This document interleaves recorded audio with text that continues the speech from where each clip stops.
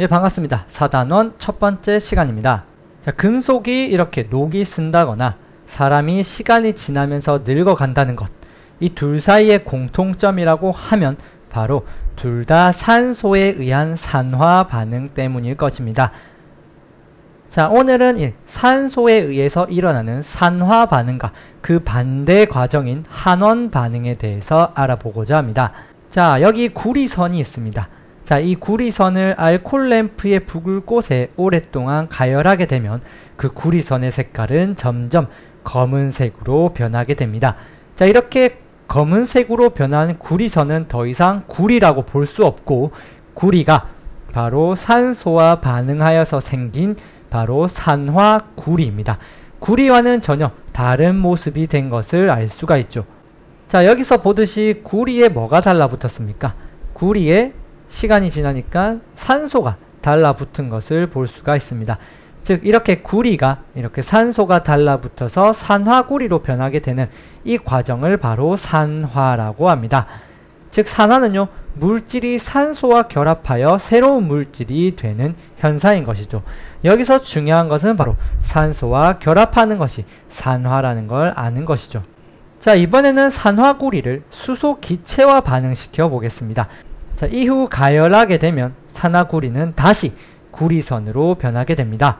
이것을 화학식으로 적어보면 산화구리 플러스 H2, 즉 수소기체가 만나서 구리가 되는 식으로 적을 수가 있는데, 왼쪽에 반응물에 있던 산화구리가 생성물 쪽에서는 그냥 구리로 변해 있음을 알 수 있습니다.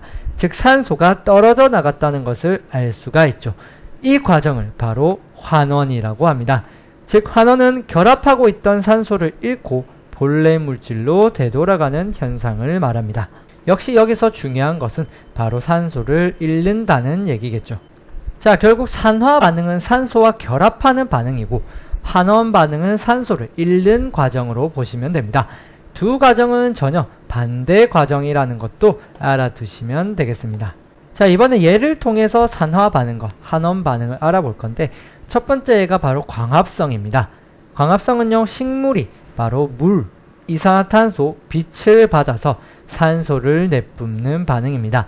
반응식을 적어보면 이런 식으로 적을 수가 있고요. 화학식을 넣어보면 6개의 이산화탄소, CO2 더하기 6개의 물, 그리고 빛에너지가 더해져서 포도당 분자식과 그리고 산소가 이렇게 나오는 반응식으로 적을 수가 있습니다.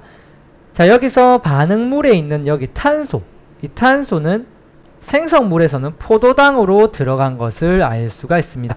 즉, 반응물의 이산화탄소에 있던 탄소가 포도당의 탄소로 쓰였음을 알 수가 있죠. 자, 이 경우 이것은 산화일까요? 환원일까요?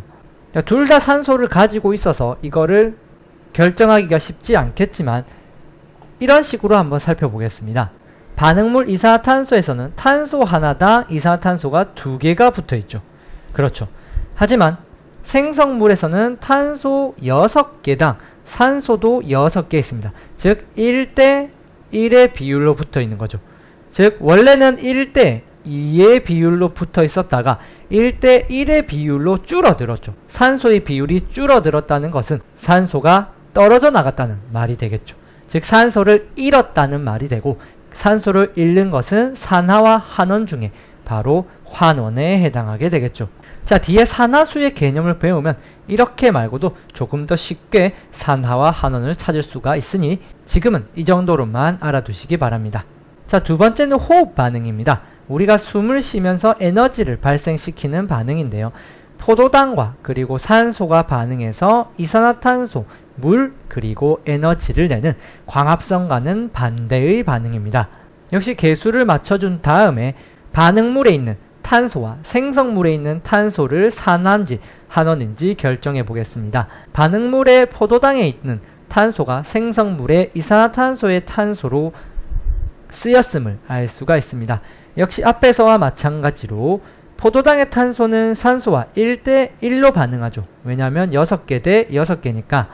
하지만 생성물에 있는 탄소는 탄소 1개당 산소가 2개가 있음을 알 수 있죠. 즉 1대1이 1대2가 되었으니까 산소의 비율이 늘어났죠. 즉 산소를 얻은 것입니다. 산소를 얻은 것은 바로 산화에 해당하겠죠.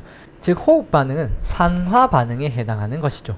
자, 마지막으로 한 가지만 더 보면 바로 철의 재련 반응이 있는데 Fe2O3 즉 산화철, 철에 산소가 결합되어 있는 이 산화철에다가 일산화탄소를 집어넣어주게 되면 순수한 철과 이산화탄소로 분리되게 됩니다. 여기서 반응물에 있던 산화철의 철은요, 생성물에서 순수한 철이 되었음을 알 수가 있는데 이 철에 있던 산소가 떨어져 나갔으니까 이 산화철이 철이 되는 반응은 환원이라 할 수 있습니다. 자, 하지만 일산화탄소와 이산화탄소를 한번 비교해 보겠습니다. 반응물의 일산화탄소에 있던 탄소는 생성물에서 이산화탄소의 탄소로 바뀌었습니다. 자, 반응물의 일산화탄소에 있던 탄소는 산소와 1대1로 결합하고 있었지만 생성물에서는 이산화탄소가 되면서 1대2의 비율로 바뀌게 됩니다. 즉 탄소 하나당 결합하고 있는 산소의 개수가 늘어난 것이죠. 즉 산소를 얻은 결과를 낳게 되었고 산소를 얻은 것은 바로 산화에 해당하게 됩니다. 철의 재련에서 볼 수 있듯이 환원과 산화는 항상 같이 사실 일어나고 있다는 것도 지금 알아두시기 바랍니다. 자, 앞에서 산화 반응과 환원 반응을 살펴봤는데 이렇게 철이 녹쓰는 것, 사람이 늙는 것은 산화 반응에 해당하는데 우리 인류에게는 산화 반응은 좋지 못한 영향을 끼칠 때가 많은 편이죠. 그러다 보니까 산소와 접촉을 차단하기 위해 페인트 칠을 하는 경우도 있고 또는 합금을 형성하여서 산소와의 반응을 늦추는 이런 기술을 이용해 산화 반응을 막는 경우도 있죠.